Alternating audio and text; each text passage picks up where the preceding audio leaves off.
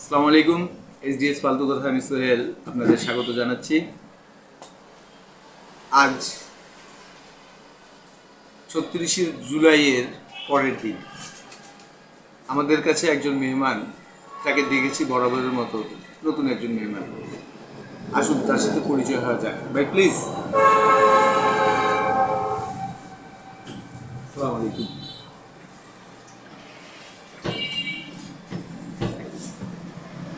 ওয়ালাইকুম আসসালাম। আপনি কেমন আছেন?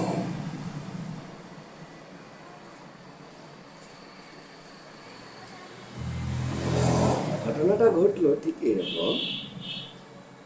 আমি গিয়েছিলাম ডাক্তারের কাছে। আমার মাথার মধ্যে প্রচুর ব্যথা। আমার মাথার মধ্যে প্রচুর ব্যথা আপনার প্রচুর ব্যথা। তো ডাক্তার মহোদয়, একটা জিনিস আপনাকে জানাই দিই।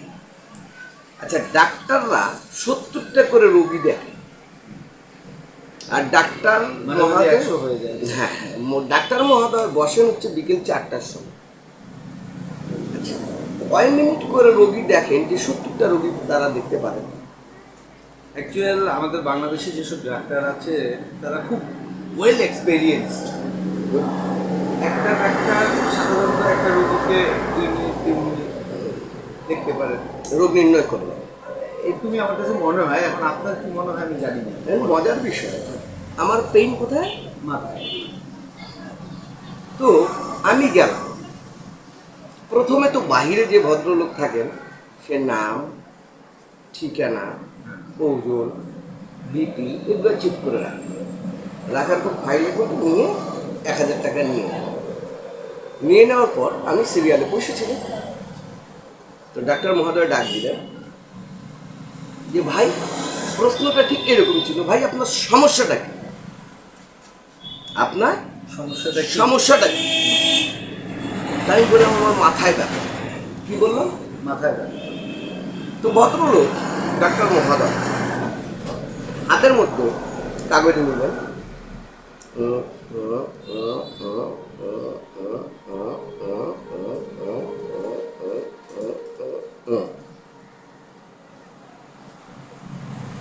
সর্বোচ্চ হার্ডলি 1.5 মিনিট ওনার লেখার সময় লাগলো।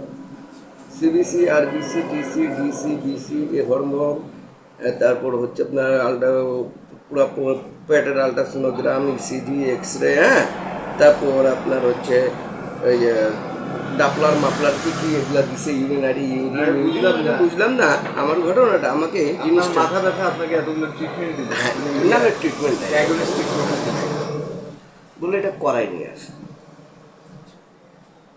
তো ভাই আমি গেলাম, টিসি, ডিসি, টিসি, মিসি, এই ওই, মানে দুনিয়ার ভাই খেসা কাহিনী। তা আমি বললাম কি, ঠিক আছে যাই টেস্ট করি। টেস্ট করার পর এখানে মজার বিষয় ঘটনা শুনুন। সেটা হচ্ছে টেস্ট করার পর আমাকে সে রিপোর্ট সর্বোচ্চ 1 ঘন্টা লাগে। এখন রিপোর্ট দেবে তারা 11টায়। কয়টা? 11টা, রাত 11টা। রাত 11টা। আমি বললাম ভাই কি 1 ঘন্টা লাগবে? তার আগের ঘটনা শুনুন। বিল আসলো আমার 11,590 টাকা। ওই টেস্টে তো 90 টাকা ওনারা মানবতার দৃষ্টিতে, যেহেতু চা খাওয়াইতে পারে না তারা, তো 90 টাকা ছাড় দিচ্ছে। আমি মহা খুশি। 90 টাকা ছাড় মানে বুঝতে পারছো? 90 টাকা, মানে 100 টাকার মধ্যে 10 টাকা কম। 100 রুগী দেখলে 9,000 টাকা। 9,000 টাকা। এটা ডাক্তার মনের মধ্যে পাথর রাখে দিছে। আমার ব্যথাটা কোথায়? মাথায়। এখন আমি টেস্ট করলাম। 11টার সময় যাওয়ার পর যে ভোগান্তির শিকার হলাম, সেটা রাত 1টার সময় আমি টেস্টের রিপোর্ট দেখালাম। কি দেখালাম? টেস্টের রিপোর্ট ডাক্তারকে রাত 1টার সময় দেখা দিল। যথারীতি বললাম, কি বললো না, আপনার তো এখন টেস্টে আপনি 76 নম্বর সিরিয়াল আছে, রোগী দেখলো কত? 76 নম্বর সিরিয়ালে আপনি আছেন, আপনার টেস্ট। পরেও কিছু আছে। তারপরেও কিছু আছে। ভাই দেখালাম। দেখানোর পর উনি আমাকে দিয়েছেন নরটিন 10, ভার্গন, তারপর মন্টি লুকাস্ট, মানে ওই যে মনাস বা সেমকাস্ট যেটাই ধরেন, ডোক্সিবান, একটা ইনহেলার দিয়ে 15টা ওষুধ লিখে দিয়েছেন, বলে ঠিক আছে যান আপনি এগুলো খান। যে কোনো একটা না একটা ওষুধে তো কাজ হবে। মানে ডাক্তারের মনে এরকম মনে হচ্ছে যে, তাহলে আপনার কোনো রোগের এই ডাক্তার হয়তো বা চিন্তা করছে? এখনো শেষ হয়নি।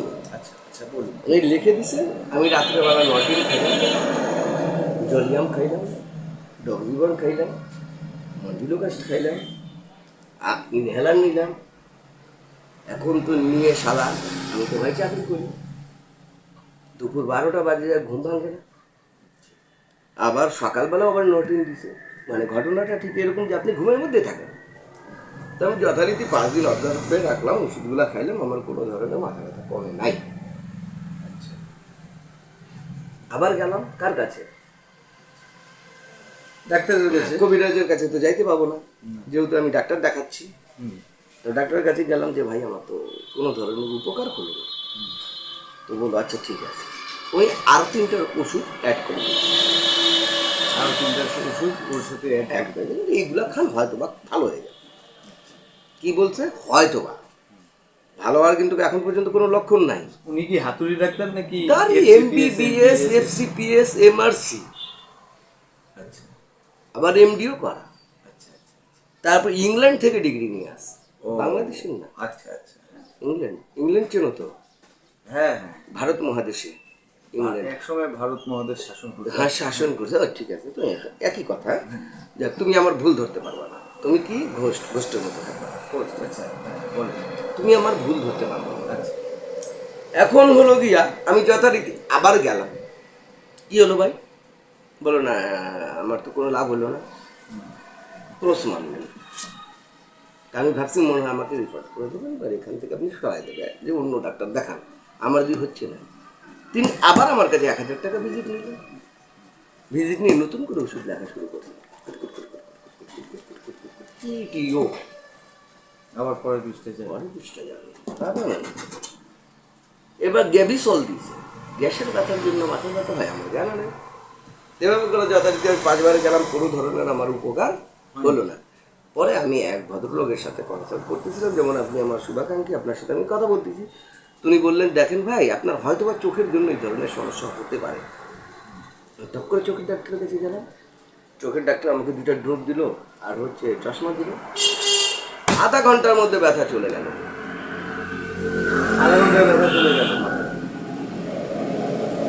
তা আপনি কেন মাথার ডাক্তারের কাছে গেলেন? ভাই, আমরা সাধারণত যারা মানুষ আছি, তারা প্রথমে কার শরণাপন্ন হয়? Medicine specialist. ওরা না পারলে তারা কি করে? অন্য জায়গায় হস্তান্তর করে।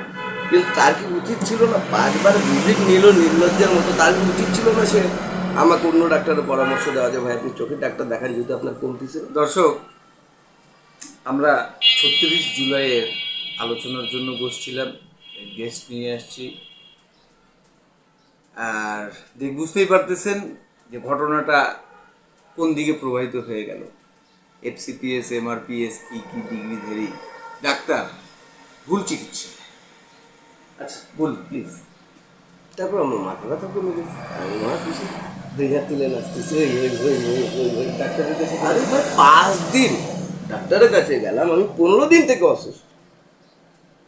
পরে পেট ব্যথা থাকলে আলট্রাসোনোগ্রাম, ঠিক আছে ভাই। আপনার বুকে ব্যথা থাকলে এক্স-রে, ঠিক আছে ভাই, মানে নিলাম। আপনার প্রস্রাবে ইনফেকশন হইলে আপনি ইউরিনারি দেন, বা হ্যাঁ ইউরিন টেস্ট দেন আপনি, ঠিক আছে। আপনার হচ্ছে রক্তের মধ্যে কোনো সমস্যা হলে আপনি এটা দেবেন।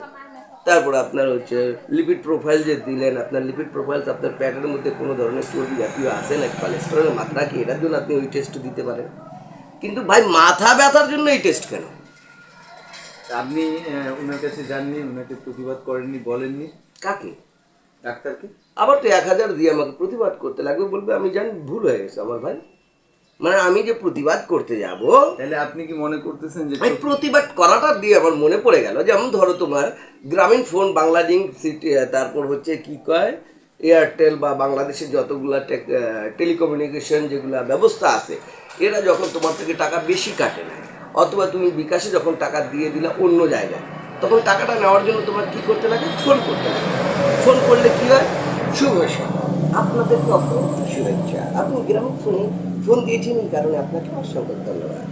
আমাদের বাংলা শোনার জন্য এক চাপড়, ইংরেজি শোনার জন্য দুই চাপড়। এখন এই দুই চাপড় যাওয়ার পর টুং টুং টুং টুং টুং টুং টুং টুং টুং টুং টুং মিউজিক বাজা শুরু হলো 5 মিনিট।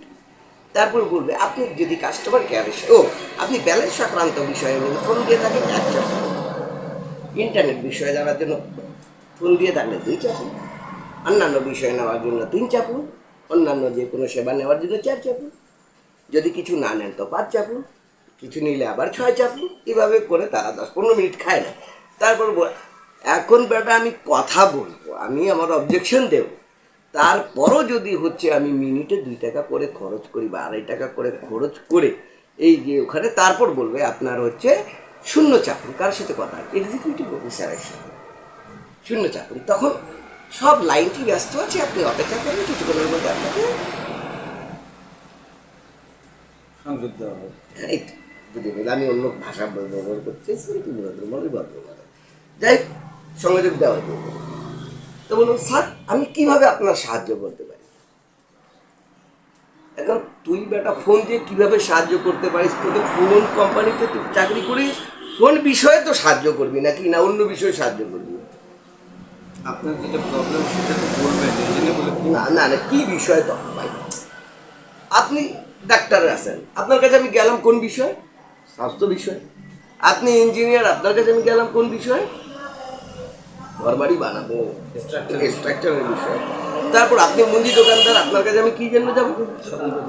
আপনি কাঁচা বাজার ব্যবসায়ী, আপনার কাছে আমি কি যাবো? তো কোম্পানির কাছে যখন আমি ফোন দিলাম কি কারণে? মোবাইলের সেবার জন্য। তাহলে দর্শক বিরতির পর আপনাদের স্বাগতম। আমাদের গেস্ট 36 জুলাইয়ের ব্যাপারে আমরা তার সাথে কথা বলতে এসেছি, কিন্তু কথা বলার গতিটা মূলে গেল। আসলে কি 36 জুলাইয়ের প্রাপ্তি এটাই? বলুন প্লিজ। তো তো আমি যখন ফোন দিলাম তখন তারা বললো যে ভাই আপনার সমস্যা কি? আচ্ছা, আমি একটা জিনিস বলতে চাচ্ছি, আমরা ছিলাম ডাক্তারের মধ্যে, সেই ডাক্তারকে ক্লেম দিতে যায়, বলতেছেন আমি 1000 টাকা দিব। হ্যাঁ, আমি 1000 টাকা দিয়ে কি কারণে আমি ভাই অবজেকশন জানাচ্ছি? আমার দরকার আছে।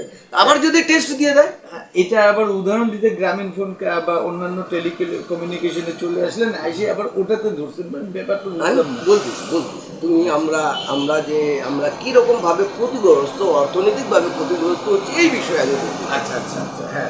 অর্থনৈতিক ভাবে কি বললো? কাস্টমার কেয়ার বললো যে স্যার বলুন আপনাকে কিভাবে সাহায্য করতে পারি। ঠিক আছে, যে বললাম ভাই আমি 100 টাকা ভরছি, নিমেষে টাকাটা উধাও হয়ে গেছে। গেল কোথায়? বললো স্যার লাইনে থেকে আমি চেক করছি। এখন ওই ভদ্রলোক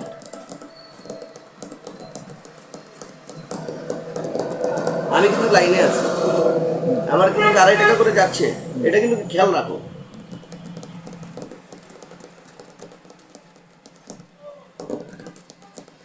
স্যার লাইনে থাকুন।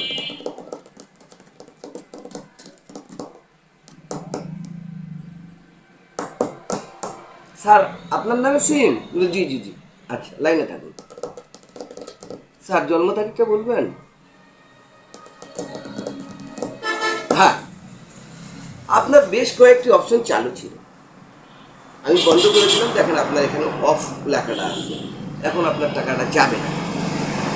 আর টাকা যাবে না এটা পরের কথা, আমার যে টাকা 100 টাকা গেল, এইটার উত্তরটা কি দিল? আমি এই যে 65 টাকা খরচ করলাম।